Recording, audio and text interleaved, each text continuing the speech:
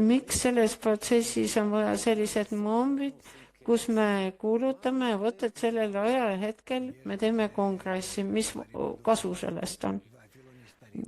Siin on väga suured asjad ja osa neist on meie eest varjatud ka kongress, see on ühinemine. Mitte, et me lihtsalt istume oma arvutite taga, aga me oleme tunnis koos. Me kuuleme küsimusi ja vastuseid, seminarides oleme koos, aruteludes, laulame koos. Me tahame ühineda omavahel.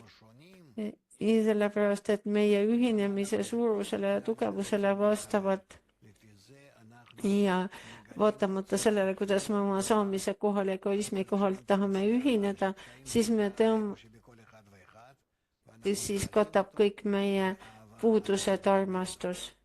Ja sellepärast, et kogu selle egoismi me katame selle omavahelise armastusega ja siin on tuhandeid inimesi koos oma egoismiga, mis neid üksteisest eemale tõukavad, aga meie tahame teha sellele ühise teki peale panna, milleks on armastus ja andmine.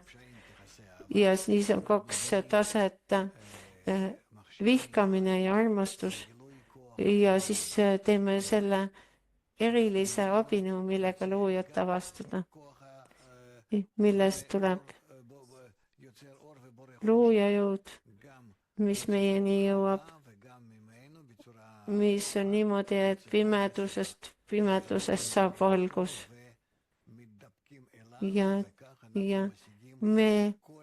me näeme nii vihkamist kui ka armastus ja siis me avastame kõik loomise saladused. Seetõttu on see tegevus, see kongress, see on väga-väga eriline tegevus ja meie peame väga austama seda ja mõistma, et me tõstame ennast kõrgemale tasemele, liigume looja poole, et olla loodusest oma olemusest kõrgemale tõstame ennast ja et see muudab meie elu ja mõjutame sellega positiivselt kogu maailma ja kogu reaalsust ja kogu inimkonda.